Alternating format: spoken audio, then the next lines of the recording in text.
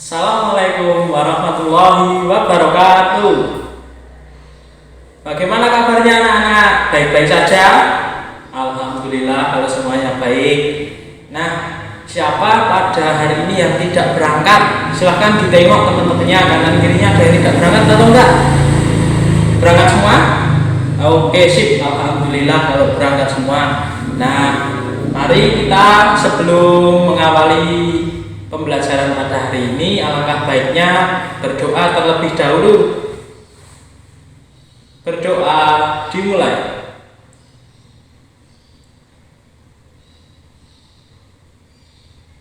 Berdoa cukup. Nah, pada semangat belajar semuanya ya.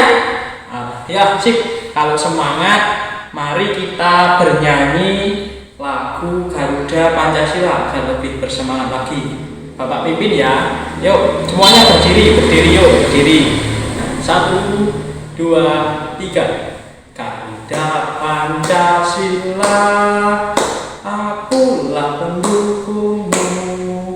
Patriot proklamasi, setia berkorban untukmu. Pancasila dasar negara, rakyat adil makmur sentosa, pribadi bangsaku. Ayo maju, maju, ayo maju, maju, ayo maju, maju. Tepuk tangan semuanya.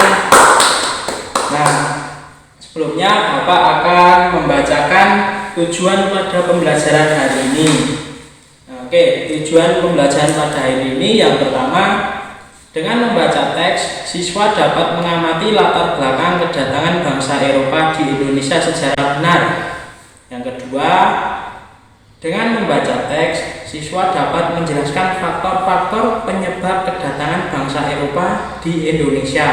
Nah, jadi materi yang akan dipelajari hari ini yaitu latar belakang datangnya bangsa Eropa ke Indonesia. Oke. Anak-anak tahu tidak? Banyak peristiwa dalam kehidupan sehari-hari. Misalnya satu apa? Peristiwa apa? Peristiwa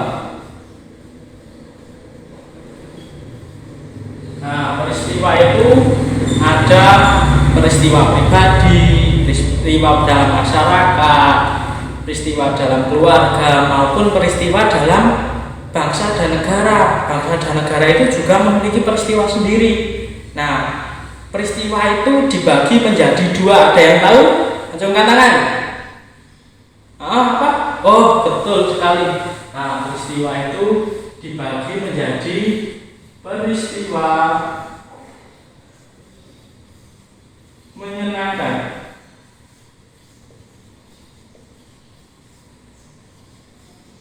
dan apa? Yang satu, peristiwa tidak menyenangkan.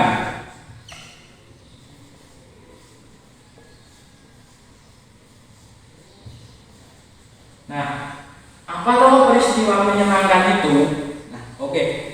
Peristiwa menyenangkan itu peristiwa yang membuat kita gembira. Ada yang tahu contohnya apa?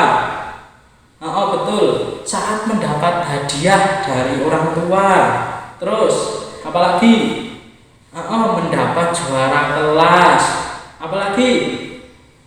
Apa? Bertamasya bersama keluarga. Betul sekali. Nah, dan lain-lain peristiwa yang menyenangkan itu. Terus, peristiwa yang tidak menyenangkan atau peristiwa yang membuat kita sedih. Contohnya apa? Jatuh saat bermain. Nah, jatuh saat bermain itu kan sakit. Jadi, itu merupakan peristiwa tidak menyenangkan. Terus apalagi? Kehilangan uang. Betul. Apalagi? Sakit. Nah, itu merupakan contoh peristiwa menyenangkan dan peristiwa tidak menyenangkan. Oke, lanjut. Terus sekarang buka buku siswa halaman kedua. Nah, mari kita baca buku siswa halaman kedua.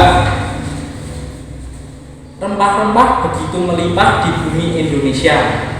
melimpahnya rempah-rempah dapat meningkatkan kesejahteraan masyarakat Indonesia.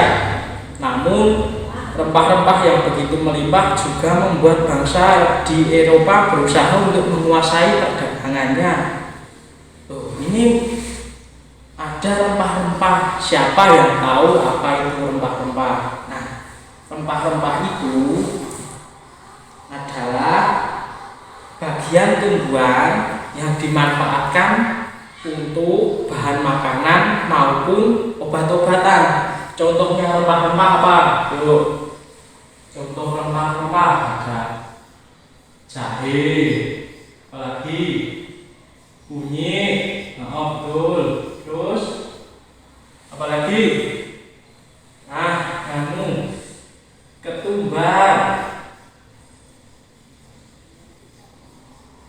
Dan tahu lagi apa? Oh iya, cengkeh.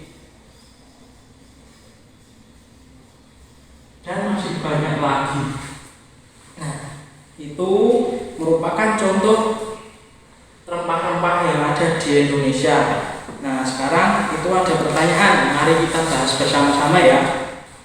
Oke, nomor 1. Mengapa bangsa Eropa berhasrat memonopoli perdagangan rempah-rempah?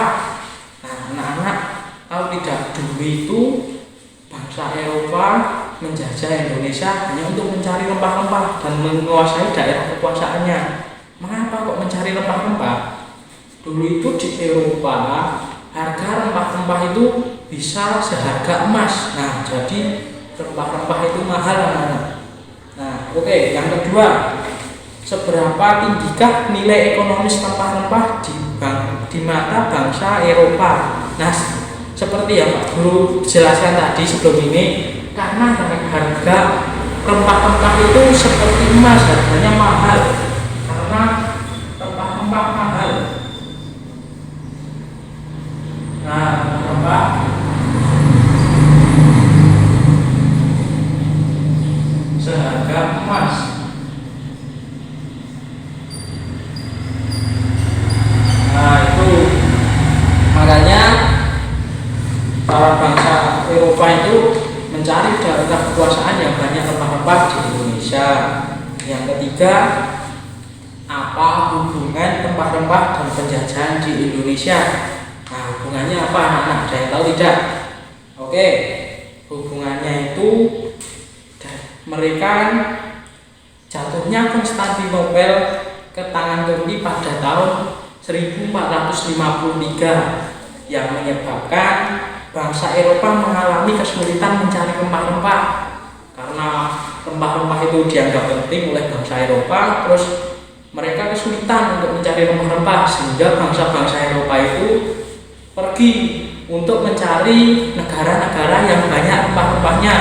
Nah, termasuk negara Indonesia, karena negara Indonesia itu sangat banyak mempunyai rempah-rempah yang melimpah. Contohnya itu tadi ada jahe, kunyit, ketumbar, cengkeh, dan lain sebagainya. Nah, yuk sekarang buka lagi buku siswa halaman 3. Sudah dibuka belum? Yuk dibuka dulu. Nah, itu ada Benny, dibaca ya. Bersama ayahnya, Benny berkunjung ke kebun cengkeh milik Pak Rudi. Kebun cengkeh Pak Rudi sangat luas. Pohon cengkehnya pun banyak dan tumbuh subur. Sebagian besar pohon cengkeh di kebun itu sudah memasuki masa panen. Nah, anak-anak, siapa yang tahu cengkeh? Tunjukkan. Yo, siapa yang tahu? Nah, ini Pak Guru mempunyai gambar cengkeh. Nah, untuk yang di atas ini yaitu cengkeh yang belum dijemur atau yang belum dikeringkan. Nah, untuk yang bawah ini yaitu cengkeh yang sudah dikeringkan.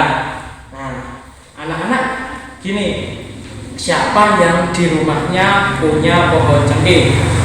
Kalau hidupnya di desa pasti rata-rata mempunyai pohon cengkeh ya. Nah, terus siapa yang pernah panen cengkeh? Ajukan. Belum ada yang pernah ini? Waduh. Nah, terus anak-anak, tahu tidak, manfaat cengkeh itu sangat banyak sekali.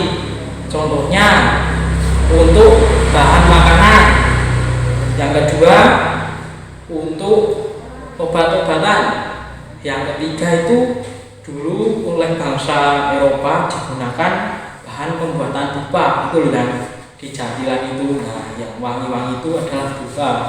Nah, bahannya salah satunya adalah cengkeh. Nah, ini dibaca yuk. Tahukah kamu hubungan antara cengkeh dan penjajahan yang dialami oleh bangsa kita? Yuk dibaca bersama. Cengkeh memiliki banyak manfaat sebagai bumbu masak.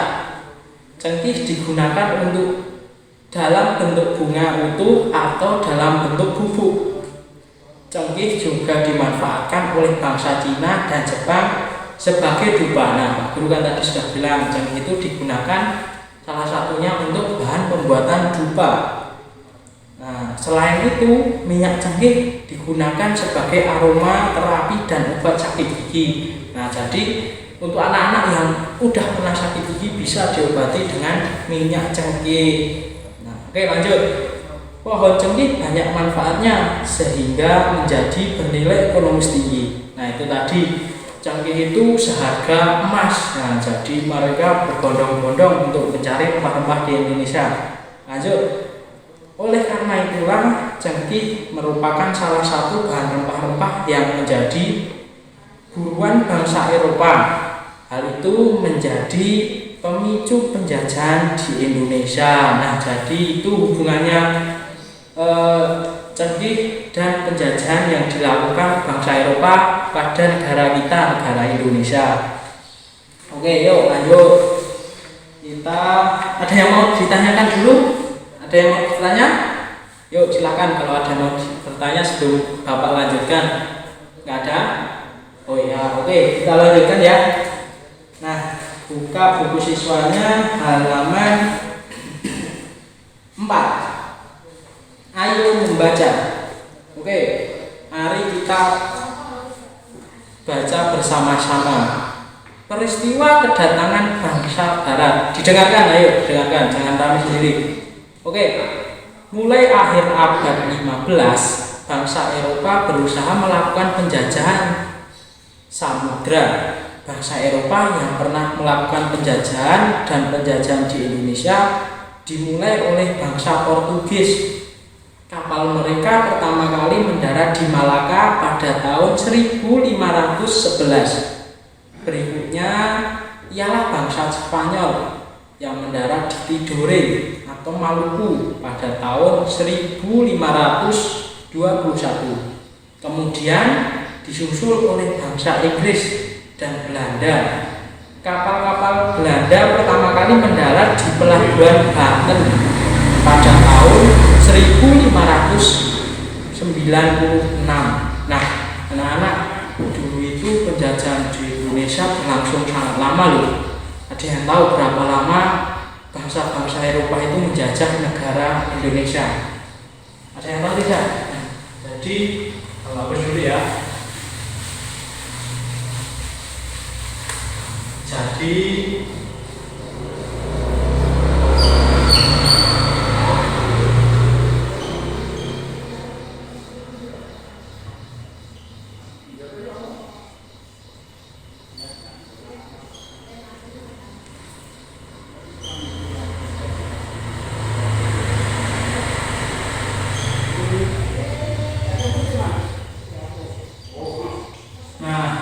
bangsa-bangsa Eropa itu menjajah selama 3,5 abad. Ada yang tahu 3,5 abad itu berapa? Nah, betul, 350 tahun. Nah, sangat lama loh.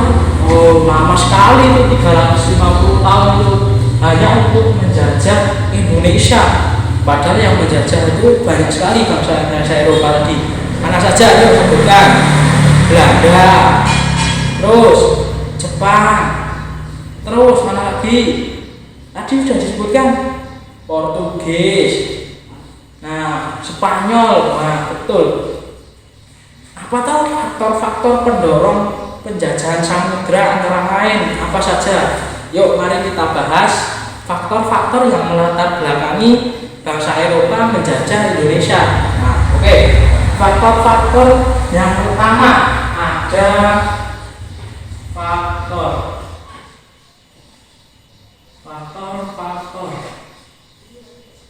apa saja faktor-faktornya. Nah, perhatikan. Satu atau A, ada gold. Nah, gold apa toh itu gold? Gold itu yaitu mencari kekayaan. Jadi ya bisa disimak sambil disimak di buku siswanya halaman 4. Jadi kekayaan yang mereka cari terutama adalah rempah-rempah. Nah, tadi kan sudah dijelaskan ya sama Bapak. Nah, sekitar abad 15 di Eropa, harga rempah-rempah sangat mahal. Harga rempah-rempah semahal emas atau gold. Nah, jadi bisa disebut gold. Mereka sangat membutuhkan rempah-rempah untuk industri obat-obatan dan bumbu masak. Oke, jelas ya? Nah, itu yaitu faktor pertama yang melatar belakangi bangsa Eropa datang ke Indonesia. Yang kedua, ada gospel. Nah, ada gospel. Apa itu gospel? Nah, gospel adalah adanya keinginan menyebarkan agama. Jadi selain untuk berdagang, selain untuk mencari rempah-rempah, nah bangsa-bangsa Eropa itu mempunyai misi untuk menyebarkan agama di Indonesia. Nah, sambil dibaca yuk. Selain mencari kekayaan dan tanah jajahan, bangsa Eropa juga membawa misi khusus. Misi khusus tersebut adalah menyebarkan agama kepada penduduk daerah yang dikuasainya. Tugas mereka ini dianggap sebagai tugas suci loh anak-anak. Tugas suci yang harus dilaksanakan ke seluruh dunia dan dipelopori oleh bangsa Portugis. Nah, itu disebut gospel atau adanya keinginan menyebarkan agama. Nah, yang ketiga ada lagi, yaitu glory. Apa itu yang disebut glory? Nah, glory itu adanya keinginan mencari kejayaan. Jadi dulu itu bangsa-bangsa Eropa yang bisa mencari tanah jajahan paling banyak itu dianggap negara yang paling jaya atau bangsa yang paling jaya. Maka mereka berbondong-bondong untuk melakukan penjajahan di bangsa-bangsa lain. Untuk itu agar mereka dianggap negara atau bangsa yang paling jaya.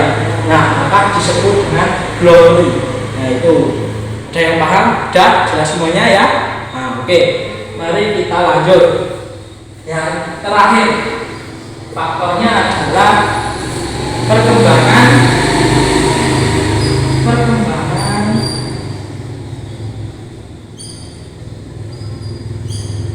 ilmu dan teknologi. Nah, yang terakhir itu adalah perkembangan ilmu dan teknologi. Jadi mereka juga mempunyai untuk mengembangkan teknologi. Teknologinya yaitu apa saja? Yuk dibayar. Teknologinya atau ilmunya juga itu mereka bangsa barat untuk membuat kapal. Nah, itu dikembangkan teknik pembuatan kapal yang dapat digunakan untuk mengarungi samudra luas. Nah, jadi mereka itu juga membuat kapal. Yang kedua, ditemukannya mesiu untuk persenjataan. Nah, yang terakhir itu ada di halaman 6. Yang terakhir ada ditemukannya kompas. Nah, anak-anak ada yang pernah menggunakan kompas yang ada arah matanya itu loh. Ada yang semuanya sudah paham kan tentang materi ini? Nah, ada yang mau ditanyakan sebelumnya? Silahkan, kalau ada ditanyakan terlebih dahulu sebelum Bapak lanjut pembelajaran hari ini. Enggak ada? Ya. Nah, Bapak mempunyai kartu kata kunci. Jadi silakan anak-anak sekarang membentuk 2 kelompok. Yuk mulai. Bapak tadi mempunyai kartu kata kunci. Nanti setiap kelompok mempunyai kartu kata kunci. Yang di dalam kartu kata kunci itu ada kata-kata yang harus disusun menjadi kalimat. Nah, oke, nanti kalimat tersebut dituliskan pada lembar jawaban. Oke, nanti nama kelompoknya siapa saja. Misalnya kelompok 1 ada Doni, Dona, Enggar, dan Pitra. Nah, nanti dituliskan di nama kelompok. Oke, nanti jawabannya ditulis pada titik-titik ini berdasarkan kata kunci yang telah dicatatkan. Yuk. Nah, ini saya lagi ya. Oke, nah yuk sekarang dikerjakan sesuai materi yang Bapak jelaskan tadi kan. Bapak sudah jelaskan tadi. Nah, sekarang silahkan anak-anak membuat kalimat di lembar jawabannya. Yuk, tak tunggu ya. Oke, sudah. Nah, yuk. Kelompok pertama, mari dibaca bersama-sama. Mana? Oke, sudah. Yuk. Apa tadi?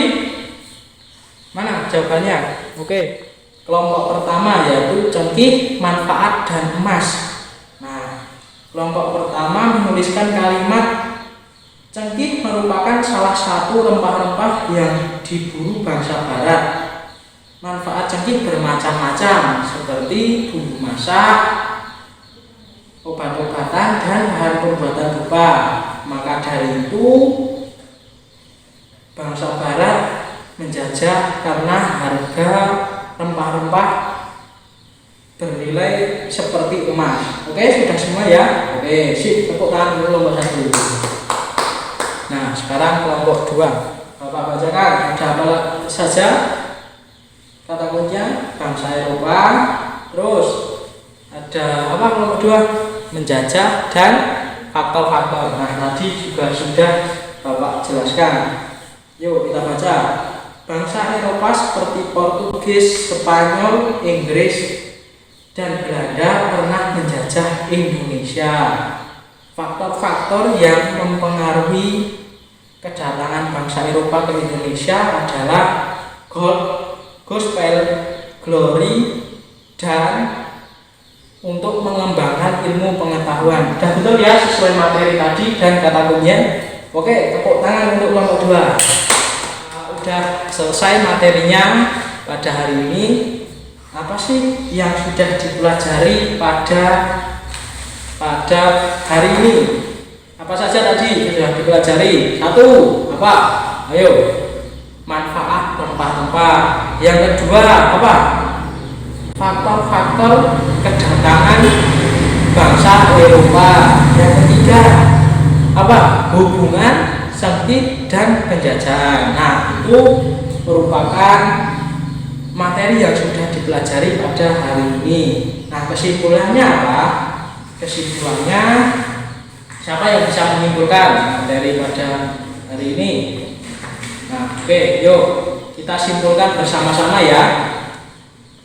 Jadi kesimpulannya, rempah-rempah yang dimiliki Indonesia sangat banyak sehingga memicu datangnya bangsa Eropa ke Indonesia.